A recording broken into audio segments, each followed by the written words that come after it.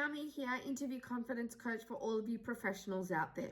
Today's interview is on how to answer a question regarding your experience in a certain field or with a certain software, especially if you're career transitioning or you've come back from a career gap.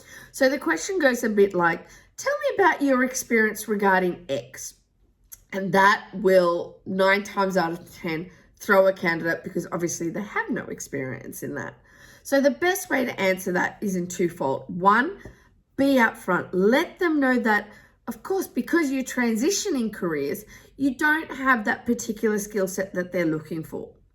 And two, if it is a skill set that you know is needed for this job or needed for this career, and if you've already proactively started engaging in extra studies to get up to speed, or you're doing a certificate, then let them know that as well.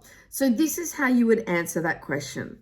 For example, if somebody said to me, do you have experience? Tell me about the experience that you've got with Xero if I was going for an accounting job per se.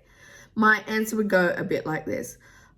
Look, as you can see, I'm transitioning careers from being in customer service to the accounting field. So unfortunately, I have no experience using Xero whatsoever.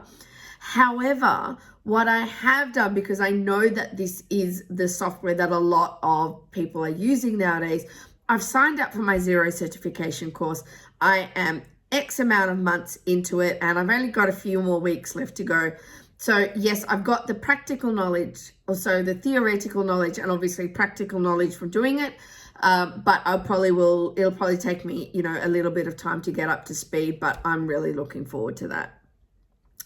One thing clients love is to show that you have been proactive. You know it's something that's needed. So, you're on the gun, you've got yourself going. 2, you've been honest about it and you've told them, look, this is going to be a challenge, but I'm up for the challenge.